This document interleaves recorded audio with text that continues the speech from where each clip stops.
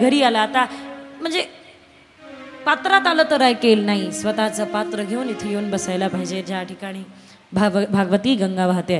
गोपाल कृष्ण भगवान की. राजा दक्षाच्या यज्ञामध्ये माता सती जातात. माता सतीचा अपमान होतो कारण शिवशंकरांचा अपमान होतो.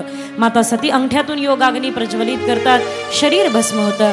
माता सतीच्या शरीराला घेऊन भगवान तांडव करतात. जटाटवी ज्वलज्जल प्रवाह तस्तने गले वलंब लंबितम भुजंग तुंग मालिकाम शिव शिव शिव शिव शिव शिव हर हर हर हर शिव शिव शिव शिव शिव हर हर हर हर हर हर डमट डमट डमट डमट निनाद डमट डमर वयम चकार दंडनाद तनोतु न शिव शिवम शिव शिव शिव शिव शिव शिव हर हर हर हर शिव शिव शिव शिव शिव शिव हर हर हर हर हर हर. सतीच्या शरीराचे 52 ज्या प्रकारे जे जे अंग ज्या पडतील त्या ठिकाणी 52 शक्तिपीठ स्थापित होतात.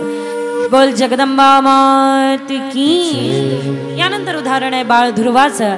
बाळ ध्रुव जे परम वर्णन आहे अर्थासाठी, धर्मासाठी माता सती, अर्थासाठी ध्रुव चरित्र सांगितलं.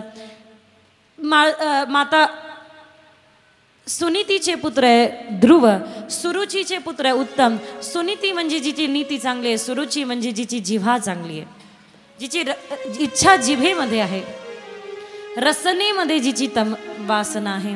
आणि सुनीतीला स्थान आहे जंगलामध्ये, सुरुचीला राजमहालामध्ये. असंच होतं आपल्याही जीवनामध्ये नाही. बाहेरून सुनीती असते, आत मात्र सुरुचीच घेऊन फिरत असतो.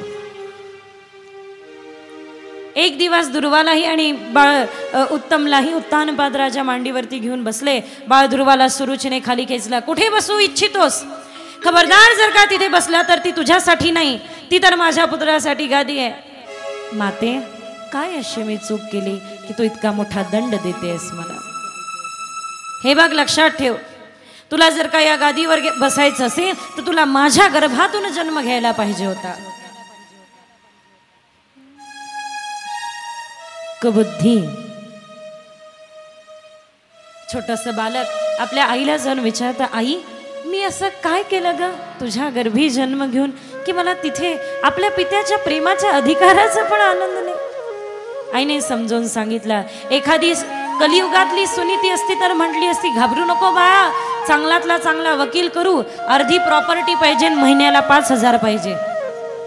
नाही, ती सुनीती आहे. सुनीती बघा, हा क्षण असतो, हाच क्षण आहे ज्या वेळेला एका आईने, एका सुसंस्कारी आईने आपल्या मुलावर संस्कार करावा. लक्ष आहे ना मी काय सांगते?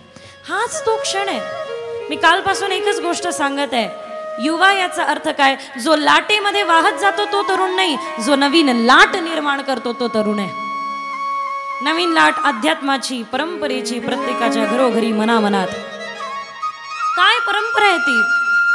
कोणी कोणी ही परंपरा तेवत ठेवली. स्वामी विवेकानंद शिकागो परिषद मध्ये जाऊन सांगतात, अरे तो भगवद्गीता ग्रंथ खाली आहे, याचा अर्थ तुम्हाला कळलाय की या भगवद्गीता ग्रंथ सर्वोष्ट खालून काढून वरती ठेवला. त्यावेळेला सांगितलं, याचा अर्थ तुम्हाला कळलाय की ज्या ग्रंथांचा, ज्या धर्मग्रंथांचा पाया भगवद्गीता होते, अन्य कोणत्याच धर्मग्रंथाची ताकद नाही त्याचा कळस बनायचं. भगवद्गीतेलाच उत्थान करावं लागतं आणि त्याचं कळस बनावं लागतं. काय ती परंपरा आहे, काय ते तेज आहे, तो तरुण आहे. नाही तर आजचा तरुण तोंडामध्ये गुटखा मावा घेऊन काय काय नाही करत फिरतो. चेहऱ्याचे काय ती स्थिती, मोठं कठीण आहे. लक्ष आहे ना मी काय सांगते? हात जोडून नम्र विनंती आहे की ही वेळ आहे ती, किमान नाही काही करता आलं, आपल्या मुलांवर संस्कार करावे, एवढं तरी करावं. नाही मोठ्या मोठ्या गोष्टी करता आल्या, किमान आपल्या मुलांवर संस्कार तर करावे. बाजारात जायला वेळ आहे, शॉपिंगला जायला वेळ आहे, पार्लरमध्ये जायला वेळ आहे, TV पाहायला वेळ आहे. कोणत्या कोणत्या सिरियल चालतात इकडे? धन्यवाद द्या या सगळ्या माता भगिनींना. आपल्या आवडत्या सिरियल नेमक्या 7:30 ते बरोबर 9 वाजेपर्यंत असतात, 5:30 ते 9. आपल्या आवडत्या सिरियल सोडून इथे येऊन बसल्या. कोटी कोटी उपकार. टाळ्या वाजवा.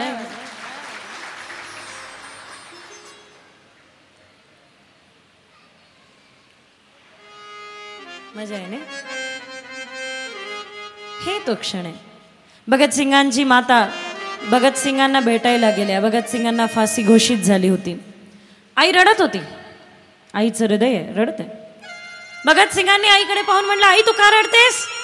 तुला तर अभिमान असायला पाहिजे की तुझा मुलगा क्रांतीवीर आहे. तुझा मुलगा या धरतीसाठी, या मातृभूमीसाठी आपलं जीवन व्यतीत करतोय, या मातृभूमीच्या सेवेमध्ये आपलं जीवन देतोय. तुला अभिमान असायला पाहिजे. आई रडू नकोस, तू तर हसत हसत मला विदा करायला पाहिजे. भगतसिंगांची आई उत्तर देते, बाळ मी या करता रडत नाहीये की तुला फाशी होत आहे. मी या करता रडत आहे की किती अभागी या गर्भाने केवळ एकाच भगताला जन्म देऊ शकले. असे 100 भगत जरी जन्माला घातले असते, कधीच मातृभूमीच्या सेवेसाठी समर्पित केले असते.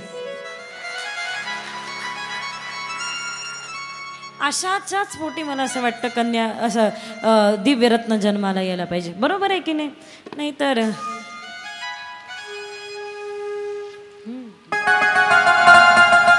सगळ्यांनी हात वरती करा प्रेमाने. दोन्ही हात वरती करा.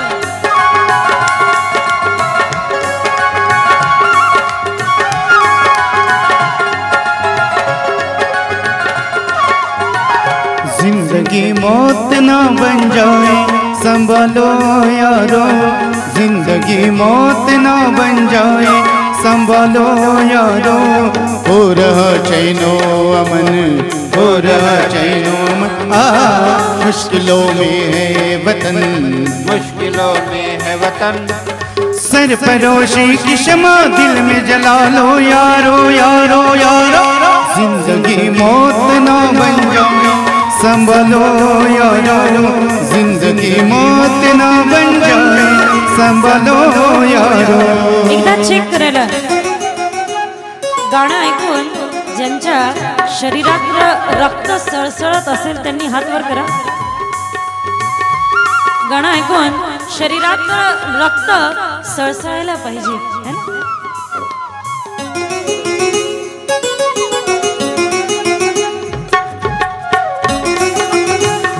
तरुण हा कधीही उत्साही नसतो. तरुण हा कधीही उत्साही नसतो. जो उत्साही असतो तोच तरुण असतो.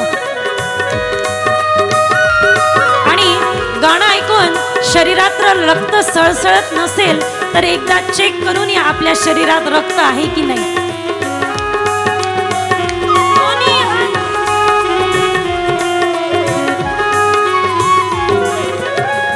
एक तरफ प्यार है, चाहत है, वफादारी है.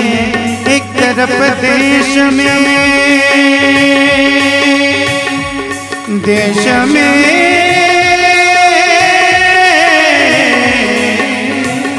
एक तरफ देश में धोखा गद्दारी. बस्तियाँ सही में हुए, सही में चमन सारा.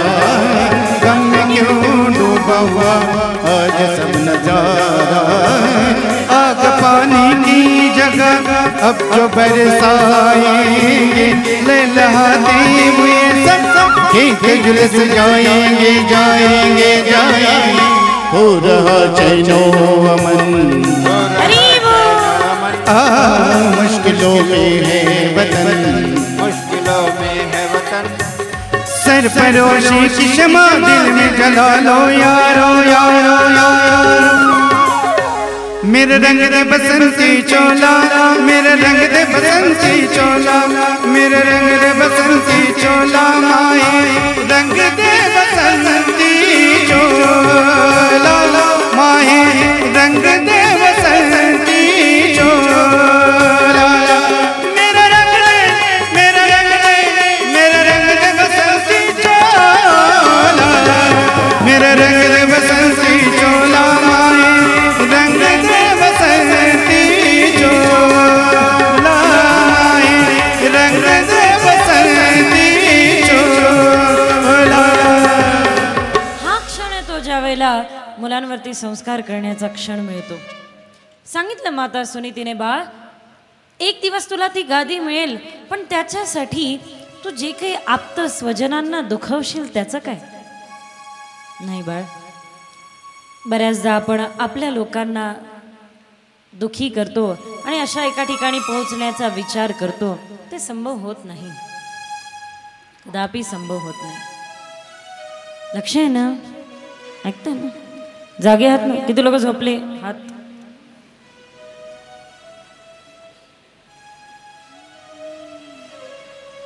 अशी जागा मिळव जिथून तुला कोणी काढू शकणार नाही. बाळ ध्रुव निघाले. कुठे जायचं होतं माहिती नाही, काय करायचं होतं माहिती नाही. देवर्षी नारदांनी दर्शन दिलं. बाळ, मी सांगेल त्या मंत्राचा उच्चार कर. हा, छोटस लेकरू आहे 6 वर्षाचं. म्हण बाळ, ओम नमो, थोडं ओम नमो भगवते वासुदेवाय. सगळ्यांनी म्हणा, ओम नमो भगवते वासुदेवाय. 12 अक्षरी मंत्र आहे हा, महान मंत्र आहे. ओम नमो भगवते वासुदेवाय. ओम नमो भगवते वासुदेवाय. ओम नमो भगवते वासुदेवाय. बाळध्रुवानी तपश्चर्या सुरू केली. साक्षात भगवान प्रसन्न झाले. शंख मस्तकाला लावला. ध्रुवांचे नेत्र उघडले. बाळध्रुवाला सांगितलं, बाळ, तुझ्या मनातली इच्छा मी जाणतो. तुला मी परमपद देणार. इथून जाऊन तू राज्य करणार. अनंत कालापर्यंत राज्य केल्यानंतर तुला सद्गती मिळणार. नेण्यासाठी विमान येणार, त्यातून तुझी सद्गती होणार. निघून गेले भगवान. घरी आल्यानंतर ध्रुवांना थोडं दुःख झालं की अरे, साक्षात परब्रह्म पुढे उभे होते आणि मी काय मागितलं? अर्थ, धर्म, अर्थ, काम, मोक्षापैकी मी काय मागितलं? अर्थ. मी मोक्ष मागू शकलो असतो, मी भक्ती मागू शकलो असतो. मागितलं काय? अर्थ. चुकलं. आपला भाऊ उत्तमला यक्षांनी दंडित केलं म्हणून खूप अशा प्रकारची हिंसा ध्रुवांनी नंतर केली. पुन्हा एकदा देवर्षी नारदांनी समजावून सांगितलं, नाही ध्रुवा, सकाम नाही, निष्काम भक्ती करा.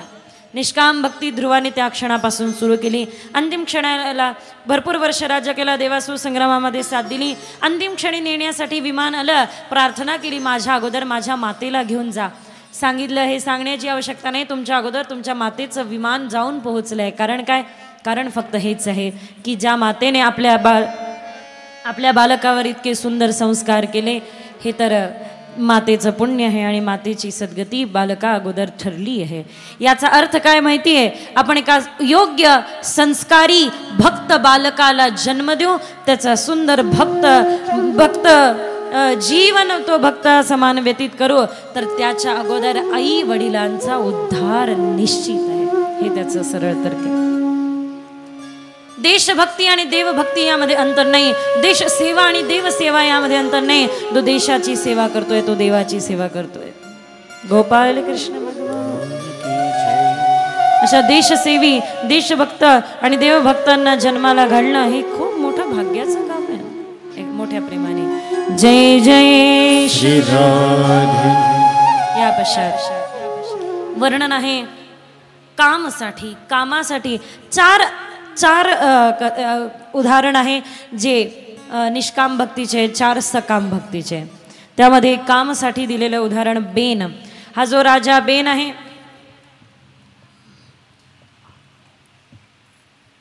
राजा बेन अत्यंत कुकर्मी राजा. राज्याला कोणीही राजा नव्हता म्हणून अंगराजांच्या पुत्राला बेनाला राजकारभार प्रदान केलं. पण त्याची प्रवृत्ती वाईट. धरतीची उर्वसा गेली, यज्ञ बंद केले, हत्या केली अनेको लोकांची. आणि सांगितलं यानंतर ब्रह्मणे नमः बिलकुल नाही म्हणायचं. यानंतर म्हणायचं असेल तर बेन नमः म्हणायचं, बेनाय नमः म्हणायचं. चालू झालं ते अत्याचार. ऋषीमुनींना सहन झालं नाही. ऋषीमुनींनी समजून सांगितलं, हा तुझा अहंकार आहे, अहंकार तुला नष्ट करेल. अहंकाराच्या अग्नीमध्ये बेन नष्ट झाला.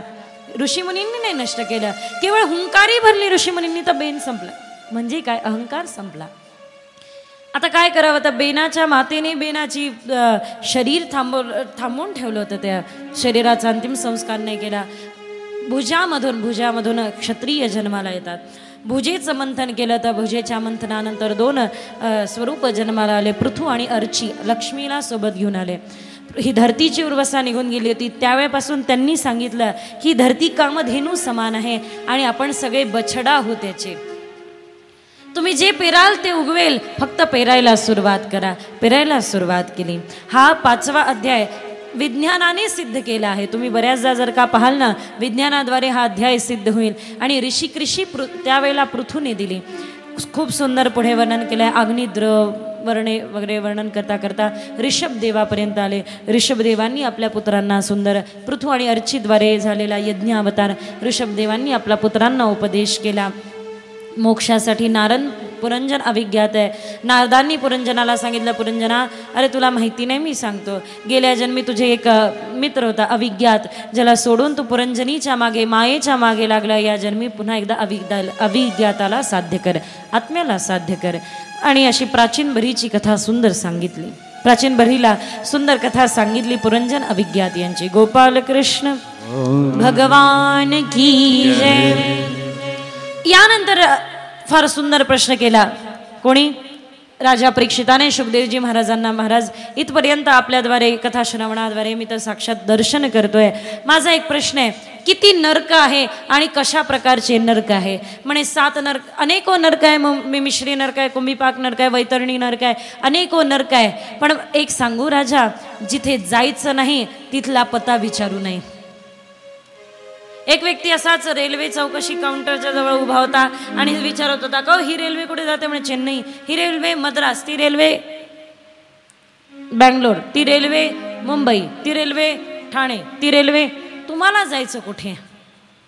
जायचं कुठे ते सांगा म्हणजे ठीक, रेल्वेचा पत्ता देतो, उत्तर देतो. कुठेच नव्हतं जायचं. महाराज सहज विचारत होतो. अरे असं कसं सहज विचारत?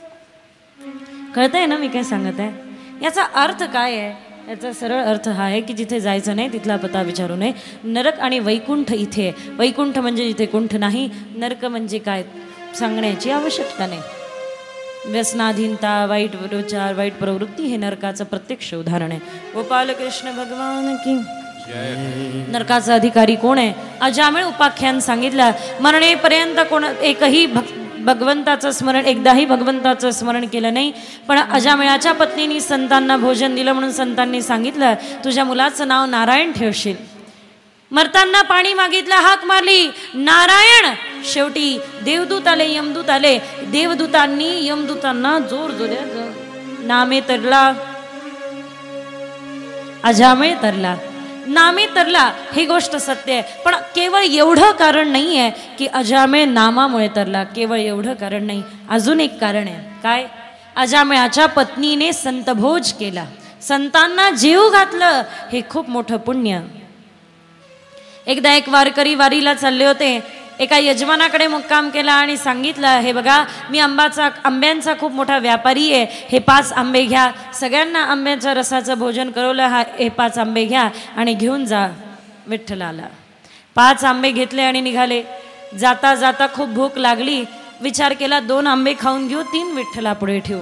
2 आंबे खाऊन घेतले, 3 विठ्ठला पुढे ठेवले. दुसऱ्या दिवशी चंद्रभागेचं स्नान करून पांडुरंगाचं दर्शन घेऊन वापस येताना पुन्हा त्याच यजमानांकडे मुक्काम केला. यजमान विचारतात, महाराज 5 आंबे पाठवले होते, दिले का? म्हणे क्षमा करा, 2 भूक लागली असल्यामुळे मी खाल्ले, 3 देवापुढे ठेवले. वारकरी हे खोटं बोलणार नाही. वारकरी ज्याने काम, क्रोध, लोभ, मोह, मद मत्सरांवर वार केला तो वारकरी. ठीक आहे म्हणे, काही हरकत नाही. पण स्वप्नात परब्रह्म येऊन यजमानाला सांगतात, मला तर 2च आंबे मिळाले, तू तर मोठा आंब्याचा व्यापारी. म्हणे नाही देवा, वारकरी बुवांनी सांगितलं 3 ठेवले. नाही नाही, मला 2च मिळाले. अरे मग 2 यांनी खाल्ले, 2 देवाला दिले, मग 1 आंबा गेला कुठे? गणित लागायला पाहिजे ना, हिशोब लागायला पाहिजे. कुठे गेला? विचारलं वारकरी बुवा, खरं खरं सांगा काय गडबड झाली? खोटं बोलणार नाही. जोपर्यंत याची शहानिशा होणार नाही तोपर्यंत हा वारकरी अन्न पाणी ग्रहण करणार नाही. स्वप्नात पुन्हा परब्रह्म सांगतात, काय करायला, काय केलं? माझ्या वारकऱ्याला उपाशी ठेवलं. म्हणे तुम्हीच तर म्हणले होते देवा, मला 2च आंबे भेटले. ते म्हणे 2 खाल्ले, मग 1 कुठे गेला? म्हणे अरे भल्या माणसा, मी तुला हे सांगत होतो की जे 3 आंबे मूर्ती पुढे ठेवले ते तर बडव्यांनी उचलले, जे 2 आंबे त्या भक्तांनी खाल्ले ते मला प्राप्त झाले. हर एक का स्वागत करो जो दर पे आए, हर एक का स्वागत करो जो दर पे आए, ना जाने किस रूप में नारायण मिल जाए. गोपाल कृष्ण भगवान. यानंतर बृहस्पतींचा अपमान झाला इंद्राद्वारे. बृहस्पतींच्या अपमानामुळे सुंदर यज्ञ केला झाला विश्वजिताद्वारे. विश्वजित नाही विजयजित याद्वारे नारायण कवच म्हणजे जो योद्धा कवच धारण करून जातो. तरी युद्ध करून काही परिणाम नाही. तोष्टाला मारणे विश्वजित याचा हत्या झाली इंद्राद्वारे. दधीची ऋषींच्या हाडाचा अस्त्र केला. वृत्रासुराला मारलं. तोष्टाचा उद्धार केला. त्यानंतर हे जे वृत्रासुराला मारलं, वृत्रासुराने मरताना प्रार्थना केली की देवा पुढच्या जन्मामध्ये तू मला तुझ्या दासाचा दास कर. गोपी भरतारू दास तुझ्या दासाचा दास कर. तुझ्या सेवकाचा सेवक बनव. पण विनंती आहे पुढच्या जन्मात दैत्य बनवू नको अशी सद्बुद्धी दे. गोपाल कृष्ण भगवान की जय. आज आपण 3ऱ्या स्कंदावरून एकही विषय एकही कथा न सोडता डायरेक्ट 7व्या स्कंदावर पोहोचलो. स्कंदावर कधी कधी वक्त्यासाठी थोडी परीक्षाच असते बघा. कारण 3 तासामध्ये सगळे स्कंद पूर्ण करणं नाही गमत खरंच ही गोष्ट आहे. आणि एक गोष्टीचा विस्तार करत बसलो तर इथून सुरुवात होते महत्त्वपूर्ण आपल्या कथेला. ती म्हणजे उती नामाचा स्कंद आहे हा, ज्यामध्ये 3 वासना आहे. सदवासना आहे भक्त प्रल्हादाची, असद वासना आहे हिरण्यकश्यपूची आणि मिश्र वासना आहे कयाधूची. लक्ष आहे ना? ऐकताय ना? जागे आहात ना? अद्भुत स्कंद आणि अद्भुत कथा आहे. त्याला प्रारंभ करण्यापूर्वी एक गोष्ट सांगू इच्छिते. हिरण्यकश्यपू अन्य कोणी नाही, आपल्याच मनामध्ये कुठेतरी दडलेली असलेली प्रवृत्ती आहे.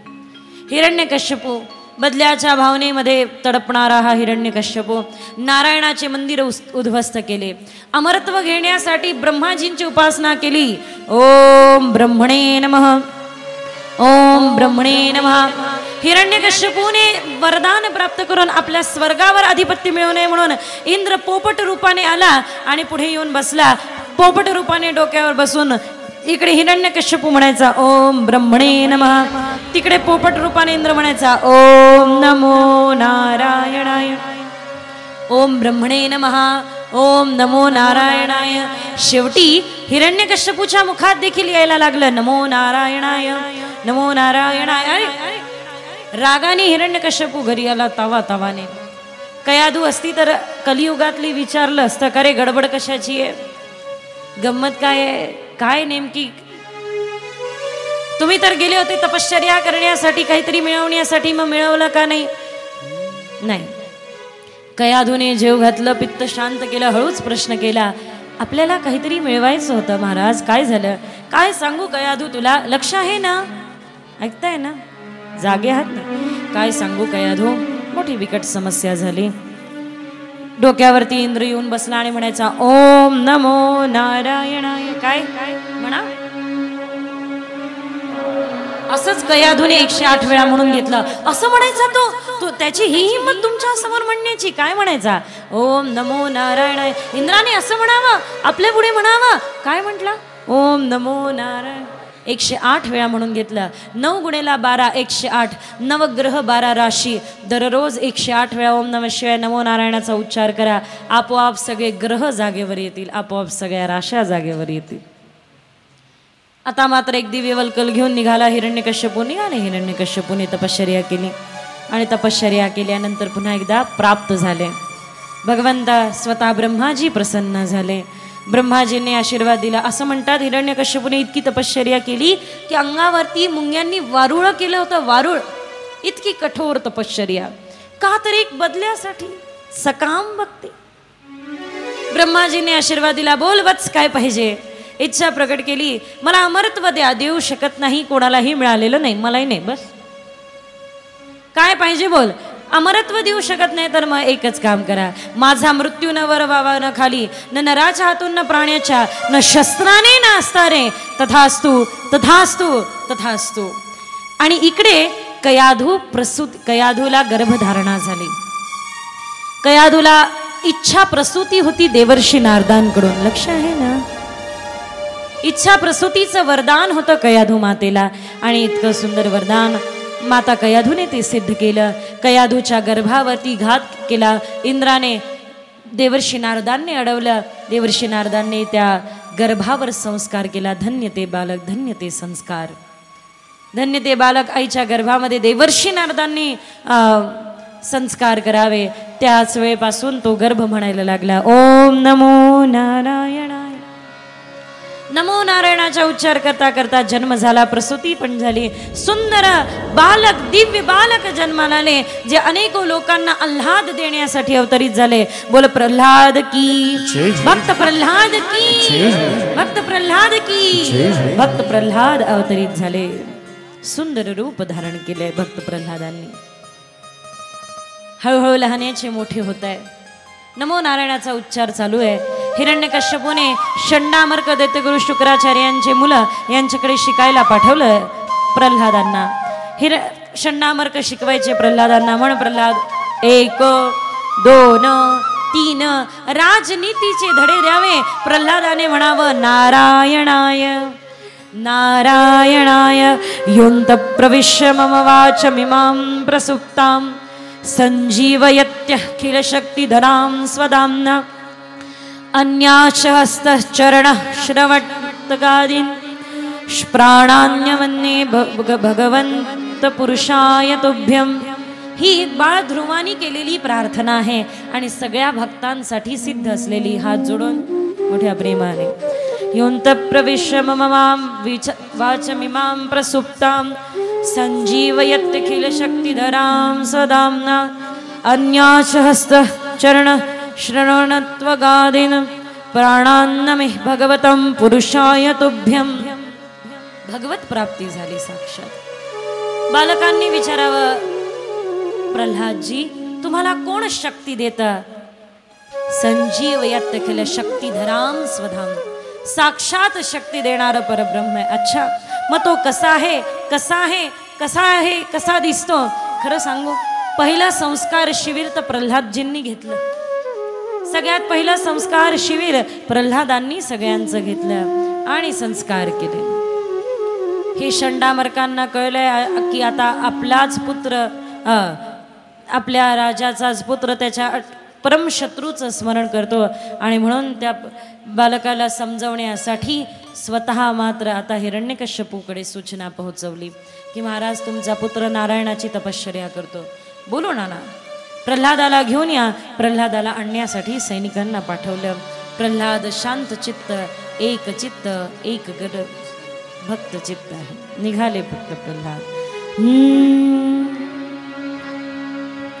श्रीमन्नारायण नारायण हरी हरी. नारायण नारायण हरी हरी. भजमन नारायण नारायण हरी हरी. भजमन नारायण नारायण हरी हरी. तेरी लीला जग में न्यारी न्यारी बोल हरी हरी. तेरी लीला सबसे न्यारी न्यारी हरी हरी. हरि ओम नमो नारायण. ओम नमो नारायण. हरि ओम नारायण. हरि ओम नमो नारायण. ओम नमो नारायण. हरि ओम नमो नारायण. श्रीमन नारायण नारायण हरि हरि. नारायण नारायण हरि हरि. भजमन नारायण नारायण हरि हरि. भक्त प्रल्हादांना नेण्यासाठी जे सैनिक आले त्या सैनिकांनी भक्त प्रल्हादांचा हात खिचून ओढण्याचा प्रयत्न केला. पाहतो तर काय, जसा प्रल्हादांना स्पर्श झाला न जाणे एक तरंग उठला भक्त प्रल्हादाची रोम रोम भजन करतायत, भक्त प्रल्हादाची अंग अंग भजन करतायत. भक्त प्रल्हादामध्ये इतकी सात्विकता आहे की त्या सैनिकांमधल्या सगळी नकारात्मकता निघाली आणि त्यांनीही भजनाला सुरुवात केली. हरी ओम नमो नारायण, हरि ओम नमो नारायण. प्रेमपूर्ण हृदयाने हरि ओम नमो हरि ओम नमो नारायण. हिरण्यकश्यपूने विचार केला, सगळे सैनिक थकले, आता आपण जाऊन पाहू काय स्थिती आहे प्रल्हादाची. निघाला हिरण्यकश्यपू. हिरण्यकश्यपू तर नकारात्मकताची प्रत्यक्ष मूर्ती आहे, त्यामध्ये सकारात्मकता भगवत दर्शनाशिवाय संभव नाही. निघाले. इकडे मागतं प्रल्हाद भगवत चिंतनामध्ये व्यस्त. अशा प्रकारचं चिंतन की कुठल्याही प्रकारच्या जगताशी काहीही घेऊन देणार.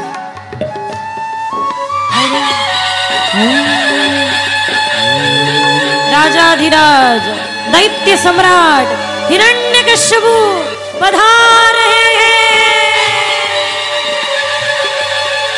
हरि ओम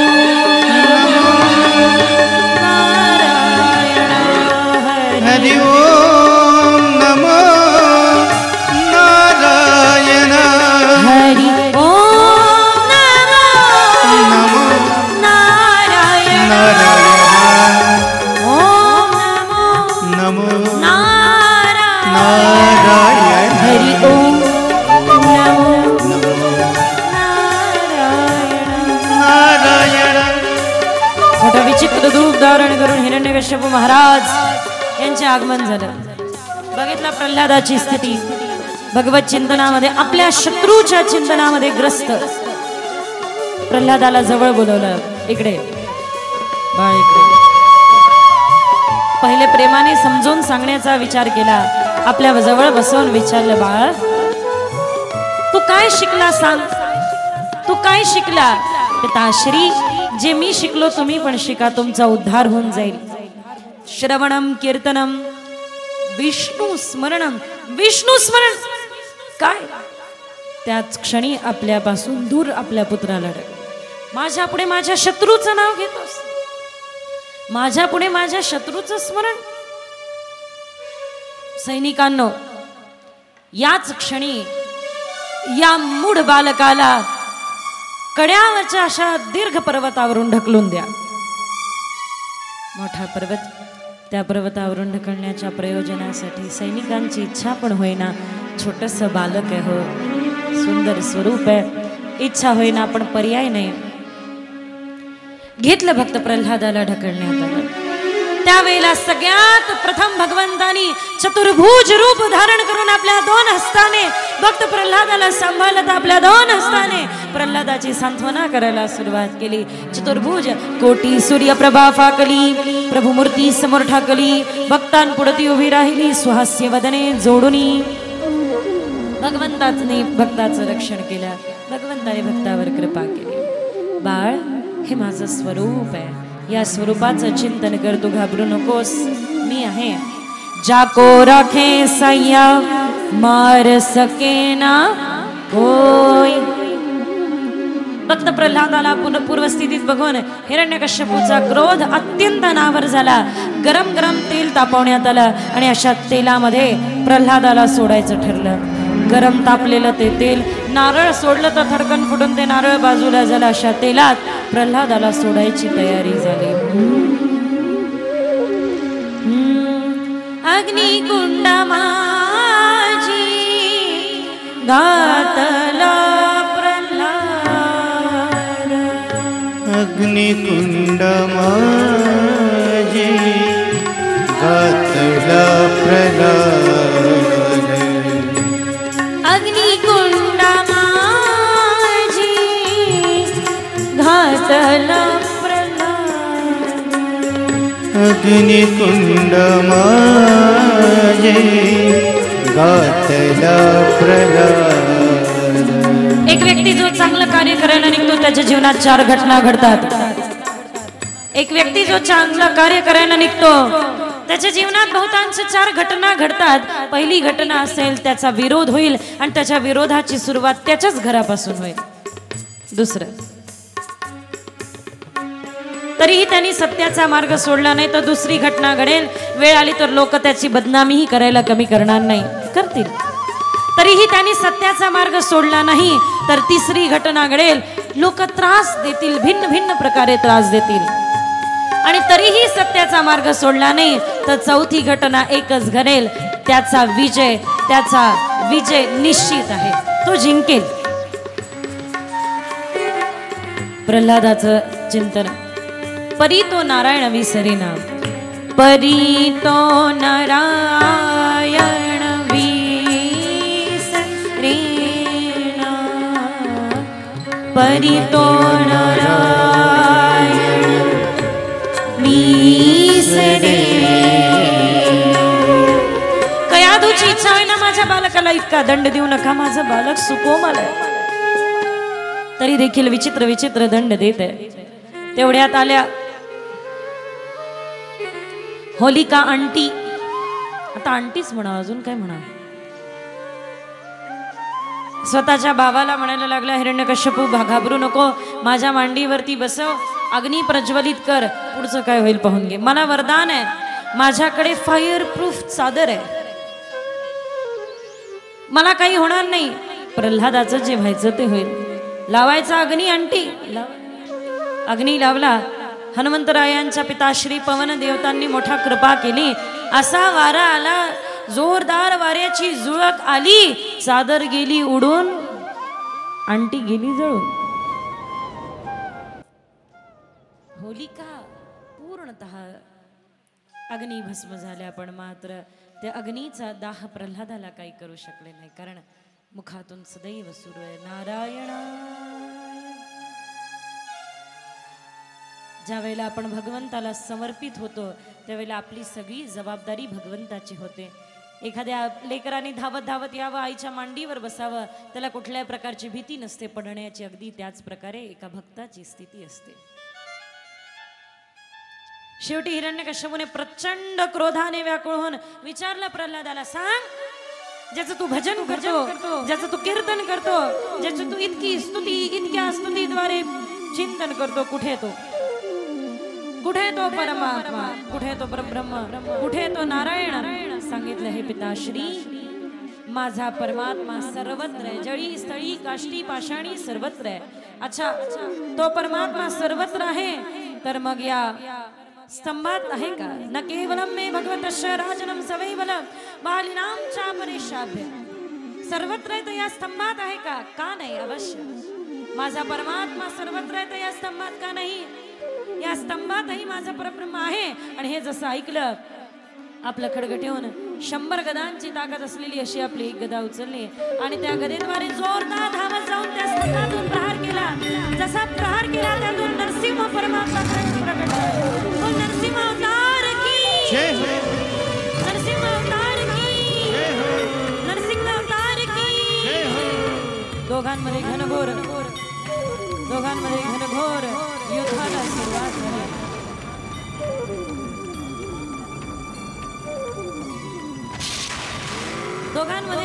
युद्धाला सुरुवात झाली. दोघांमध्ये घनघोर युद्धाला सुरुवात झाली आहे. हिरण्यकश्यपूने आपली सगळी ताकद लावली, पण मात्र त्या क्षणाला, त्या समयाला भगवान नरसिंह परमात्मा आपल्या मांडीवरती हिरण्यकश्यपू राजाला घेतात आणि आपल्या मांडीवरती हिरण्यकश्यपू राजाला आपल्या टोकदार अशा नखांद्वारे हिरण्यकश्यपूचा वध करतात. जे वरदान मागितलं अमरत्व देऊ शकत नाही, मग माझा मृत्यू न वर व्हावा न खाली म्हणून मांडीवरती घेतात.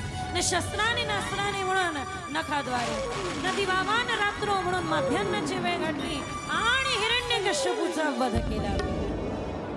नरसिंह अवतार की नारायण नारायण जय जय गोविंद हरी, नारायण नारायण जय जय गोपाल हरी, नारायण नारायण जय जय गोविंद हरे, नारायण नारायण जय जय गोपाल हरे. ब्रह्मादया सुरगणा मुनयोथ सिद्धा सत्वैकतामदयो वचसां प्रवाहे नाराजितुं पुरुषे गुणैरधुने किं तोष्टोन्मती समे हरिरुग्र जायते, हरिउग्र जायते. भगवंताचा राग शांत होईना त्यावेळेला भगवंताच्या मांडीवरती भक्त प्रल्हादाला देण्यात आलं आणि प्रल्हादाद्वारे भगवान नरसिंहाने आपला राग शांत केला. अक्षरशः भक्त प्रल्हादाला चाटायला सुरुवात केली, आपला राग शांत सुरुवात केली, आपला राग शांत करायला सुरुवात केली. बोला नरसिंह भगवान की जय हो, नरसिंह अवतार की जय हो. या ठिकाणी आज आपण कथा विश्राम करत आहोत. उरलेल्या सर्व कथांचा आनंद आपण उद्या घेणार आहोत. तत्पूर्वी या ठिकाणी कथा विश्राम करण्या अगोदर फार प्रेमपूर्ण हृदयाने भजन करू. हरी नारायण नारायण नारायण हरि बोल. हरी नारायण नारायण नारायण हरि बोल. हरी नारायण नारायण नारायण हरि बोल. हरि नारायण नारायण नारायण हरि बोल. वा गोपाल कृष्ण भगवान की जय. सगळ्यांनी आनंद घ्या. उद्या श्रीकृष्ण अवतार मुख्य अवतार आहे. त्यासच सगळ्यांनी आनंद घ्या. अनेको लोकांना घेऊन या आरतीसाठी.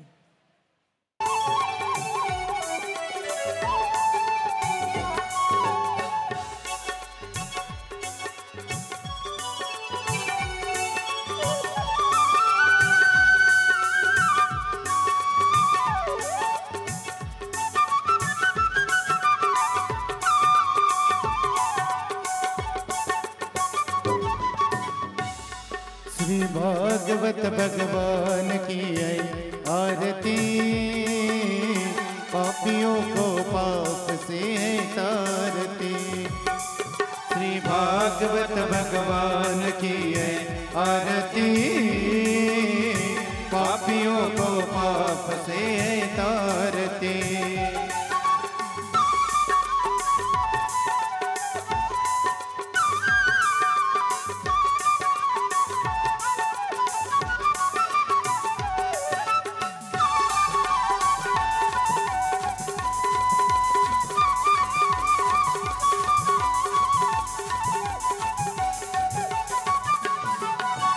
अमर ग्रंथ ये मुक्ति पंथ ये पंचम वेद निराला है. नवज्योति जगाने वाला है, नवज्योति जगाने वाला है. हरि नाम ये हरि नाम ये हरि नाम ये हरि नाम ये जग के मंगल की आरती.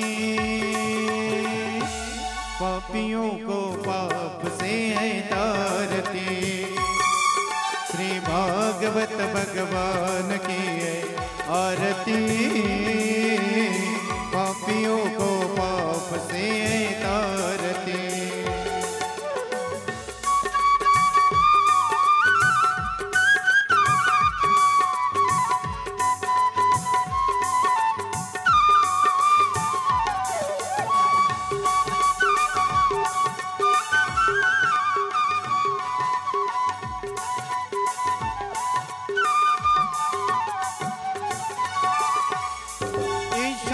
गीत पावन पुनीत पापों को मिटाने वाला है. हरि दर्श कराने वाला, हरि दर्श कराने वाला है. ए सुख करने ए दुख हरणे, ए सुख करने ए दुख हरणे. श्री मधुसूदन की आरती, पापियों को पाप से है तारती. श्री भागवत भगवान की है आरती, पापियों को पाप से है तारती.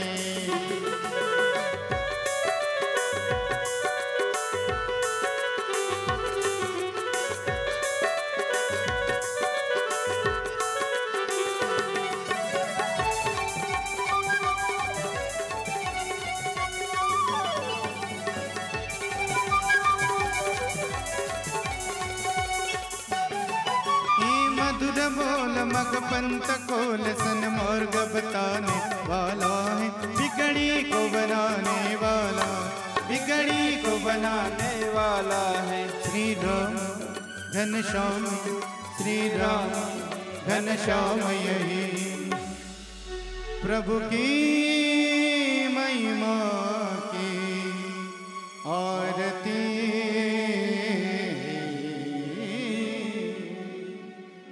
पापियों को पाप से है तारती, श्री भागवत भगवान की है आरती। पापियों को पाप से है तारती, पापियों को पाप से है तारती, पापियों को पाप से है तारती। कर्पूर गौरम करुणावतारम संसार सारम भुजेन्द्रहारम सदा वसन्तं हृदयारविन्दे भवं भवामि चैतन्यमाला। कुन्दारमाला कृपालकाय, कृपालमाला शिवशङ्कराय, दिगम्बराय दिगम्बराय नमः शिवाय नमः शिवाय। खाली लोटांगन वंदीन चरण डोळ्यान पायन रूप तुझे, प्रेमे अलिंगन आनंद पूजन भवेव वाणी नमः नमः। तमेव माता पिता तमेव, तमेव बन्धु सखा तमेव, तमेव विद्या द्रविणं तमेव, तमेव सर्वं मम देवदेव। कायेन वाचा मनसेन्द्रियार्वा बुद्ध्यात्मना मा प्रकृति स्वभाव करोमि यज्ञं सकल परस्मै नारायणातो समर्पयामि। अच्युतं केशवं राम नारायण कृष्ण दामोदरं वसुदेव हरि श्रीधरं माधवं गोपिका वल्लभं जानकी नायकं रामचंद्र भजे। हरे राम राम राम हरे हरे कृष्ण हरे कृष्ण।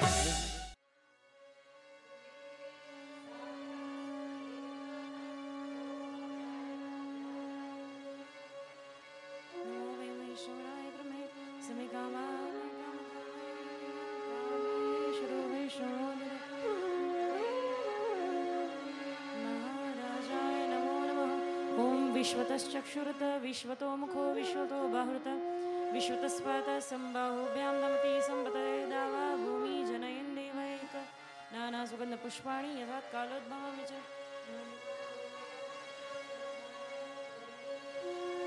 हाथ जोड़ वंदना करूं धरो चरण में श्री, ज्ञान भक्ति मोहे परम पुरुष जगदीश। मैं बालक तेरा प्रभु जानो योग न ज्ञान, गुरु कृपा मिलती रहे दे दो ये वरदान। धर्म की अधर्म का प्राणियों में विश्व का, गौ माता की गो हत्या, भारत माता की सब साधु संतन की बोलिए हर हर महादेव। जय जय जय जय जय जय श्री